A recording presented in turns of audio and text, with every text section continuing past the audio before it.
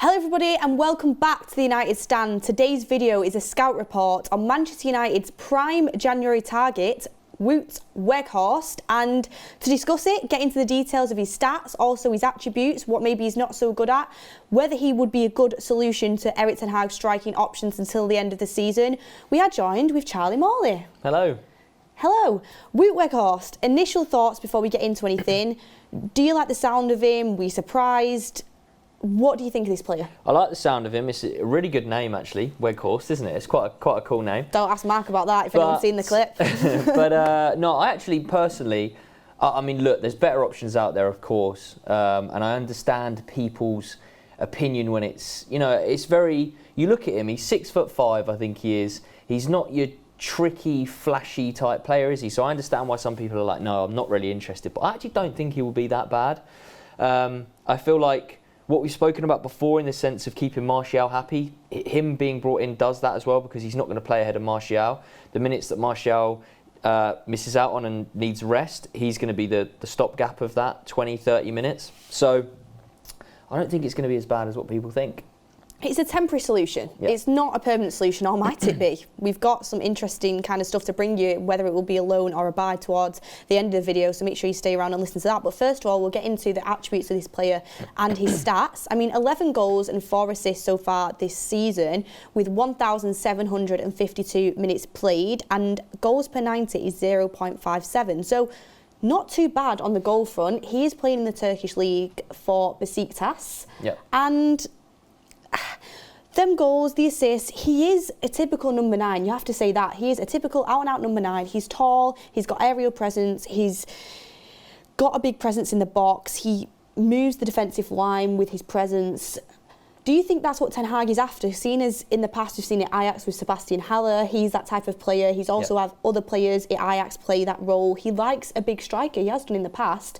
The only time he's not played that is when he did shadow strikers with Donny van der Beek and Tadic in the Champions League. But apart from that, he did have big strikers that could occupy space in the box. He will do that and he will score goals, even if it's for the last 10 minutes of a game. It gives a different dynamic, I would say. That's exactly it. It is. And we shouldn't really be surprised at the fact that Ten Hag is not necessarily looking at him, but looking at that profile of forward. You know, when we were briefly linked the other day to Giroud, you know, they're very similar. They're almost that target forward, aren't they? That you want to whip crosses into the box for them to head it. You know, you want to just have that different option. You know, I mean, we don't have any other option other than Martial as an out-and-out number 9, do we? So Weghorst literally is, as you say, something completely different that we can throw on as if we need a goal, if we need to get back into the game, or, you know, give Martial a rest. And I think people shouldn't read too much into the fact of kind of, you know, that he's not a flashy player and that he's actually a very hard worker, which is probably one thing that you're obviously going to mention later on, and that's what Ten Hag loves as well. And people, you know, we've trusted in what he has brought to the club so far in terms of signing Ten Hag. You are right on that. And they are the flashier names, aren't they? Yeah, Eriksen's, Casemiro's, and now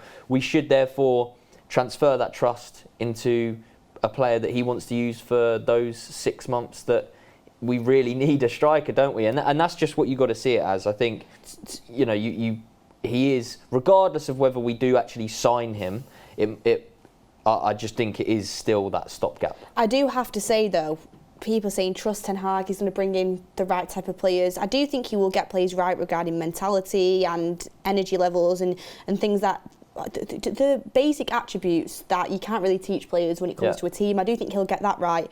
But do you know when you go into people go into designer shops, they look around and they come out with a keyring because it's the cheapest thing in there? That, I feel like, is what this is. To me, if Erik ten Hag had the funds available to him, which I think he should be having right now, I very much doubt this would be the player that had come in. Of course, but it's very situational, but isn't it? It's a situational circumstance. He's been given the bare minimum here to work with. I mean, we couldn't even afford 11 million loan for Felix. Like, it is the bare minimum here, and he's worked with it. I mean, he scored a good goal for the Netherlands against Argentina in the World Cup. He has got attributes, so we will get into it. But again, another stopgap, age 30. When are we going to stop going for strikers over the age of 30? It's so frustrating. Just quickly, I saw a stat actually earlier, which was I think every striker we've signed since Robin van Persie has been over the age of 30. Obviously, we've had Ibrahimovic, Igalo, Cavani. I think there was actually one other name as well. Falcao. Yeah, him as well. So, I mean, you there's another one to add to that list. It is, honestly, it is frustrating, but I do think he's got qualities. We'll get into that. But touches in the box per 90, 5.39. So he does kind of occupy the box quite a lot. Penalty box striker, yeah. He's a penalty box striker, like you would say there. Successful attacking actions per 90 is 2, so he's getting involved in the attacking play, which is always good. You're going to need that in Manchester United. It has to be a player that's going to be involved in the build-up play as well, I would say. And goal conversion is 19.6, so it's decent. I mean, he's not the best striker in the world by any means, but he can do a stopgap job. I understand that sense from Ten Hag. But let's get into this guy's attributes. One thing, which we were talking about earlier, is he's brilliant in the air. His aerial ability is class. And we've got players that can fling crosses into the box like there's no tomorrow. Shaw with them left foot crosses, calling him Roberto Carlos. Eriksen, I think he's got the second best number of assists in the Premier League this season after De Bruyne, 7 assists so far this year and counting. He put some nice crosses in there that Casemiro got on the end of quite recently. Yep. And Martial has actually been criticised for missing a few headed chances. Do you think Weghorst would have finished them, and is he a good option in the last 20 minutes when you need a goal from a set piece? I mean, look, it's quite easy to go, look, if Weghorst was in exactly the same position, exactly the right time as Martial was, would he have finished them? Probably, because heading is his, probably one of the better parts of his game, but does he get himself in that same position as Martial? And you can also say, is he going to take the ball on the half turn, beat 3 strikers with his feet, take it past him, and then put a nice through ball through to Rashford? The quality is different, isn't it? Again, there's different situations and different variables, but to people wanting an answer, yes, he probably would have. You put him in exactly the same position of the pitch, etc. Yes, he probably would have scored them, but that doesn't. I don't agree with this narrative that Martial isn't and hasn't been over. Well, especially the last game, wasn't a good player. So, yeah. But yeah, to go back to your point, he probably would have scored them. Yeah, which is obviously again comes back to a different. We will be in games against probably some lesser teams, and we might be drawing, and we need that other goal. And even if you sling him on with Martial, you never know. Like it's another option. It is, absolutely, and I do think it's good that we've got 2 players that have different dynamics if he comes in, because Martial's got, and not a lot of people appreciate his quality, but he has got great quality that really helps the team out, as Ten Hag has praised him for. But Weghorst brings something different, which is good if you're in a game and you're struggling. So it is good to have different types of players. We are kind of clutching at straws a little bit, but we've got to try and find the positive out of these things. And like you said, I think people are getting a little bit. He's not a flashy Man United name, so I think that's why people are getting on top of it a little bit. But you've got to trust in the manager. And also another thing that will have really impressed Erik ten Hag is Weghorst pressing. Yeah. I actually only realised this when I started looking into him after we got kind of touted with his name. His pressing stats are really, really good, and even in the Premier League, they're absolutely excellent. I mean, last year, his physical and data fitness levels massively have impressed, and against Wolves last season, he registered 57 pressures, which was the most by any player in a single Premier League game playing for Burnley. Apparently, he prides himself on his fitness. He's always trying to be better. Defensively, he's very, very good playing from the front. Do you think this will have caught Erik ten Hag's eye when he's looking for that kind of clutch option in January? Probably, yeah. I don't think it's necessarily kind of why or the main reason why. I think he obviously does like his forwards.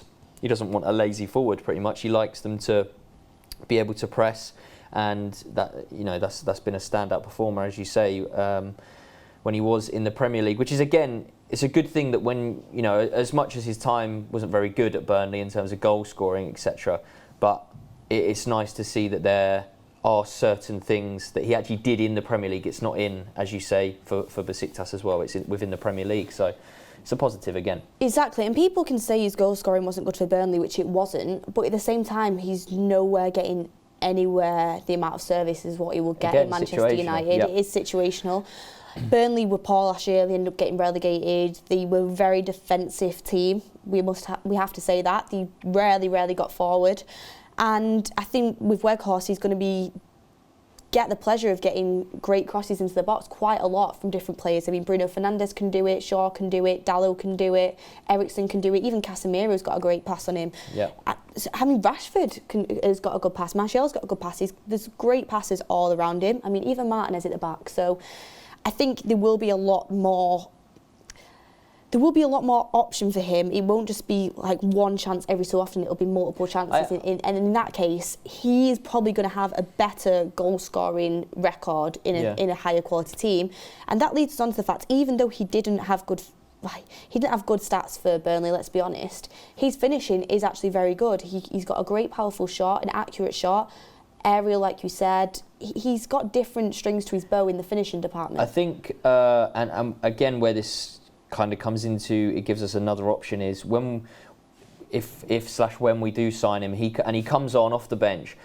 A lot of people, yes, are going to think we're going to revert to crosses, but his actual technical ability is probably underrated as well. That he doesn't like just long balls, and for him to kind of win the flick-ons. He isn't actually that type of striker. Mm-hmm. He is very much a type that wants it to feet and does help with the link-up play as well. Obviously, it's probably not going to be the same as what we're used to in terms of Martial. He's not going to be as technically gifted and as fluid in turning and stuff, but he's definitely not, he doesn't turn like a bus like one of our players does at the back.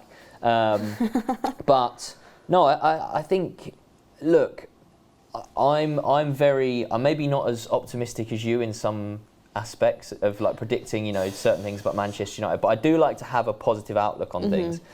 I just don't think it's going to be as bad as what a lot of people do think, pretty much. Yeah, and like you said, he's not the Chris Wood type striker. Yeah, I would put it bluntly, is the way Chris Wood was at Burnley, and that's why it did probably take him a bit longer to adapt to Burnley's play style, because even though he is, I think, 6'4", 6'5", I'm pretty sure it's 6'4", he likes the ball into feet, like you said. He actually can dribble, like he can pass it off quite well. He's very good with his back to goal and holding people off. So that kind of, it does come as a surprise to people because of his height. People would think maybe his first touch isn't great, but he is good with his feet.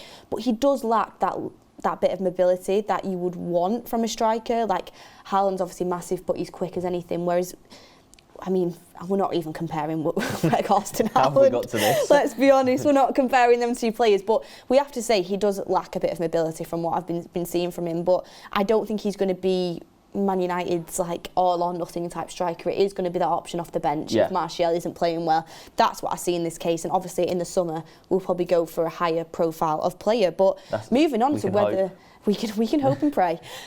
Moving on, whether it's actually so kind of strange how a City have Haaland and we're going to have Weghorst.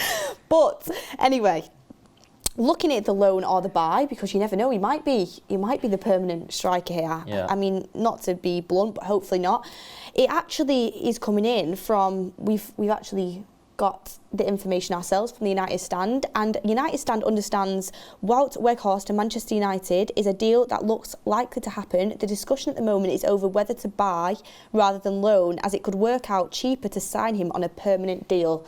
So, Charlie, would a permanent deal be something you'd be looking at if it was cheaper? For me personally, I'm absolutely gutted we've not managed to get João Felix. He was the player that I wanted, as everyone knew. Yeah, I think everyone did know that. I will go for Weghorst and I will back Erik ten Hag, and he does add something different. But I think anything more than a six-month loan he's just going to be that squad player that rarely ever gets used if we end up getting an Osimhen or a Kane or anything in the summer. It's an odd one, isn't it? I mean, look, Manchester United have always tried to... No, I can't even say they've always tried to do things on the cheap when the amount of money that we spent on players that we could have got cheaper.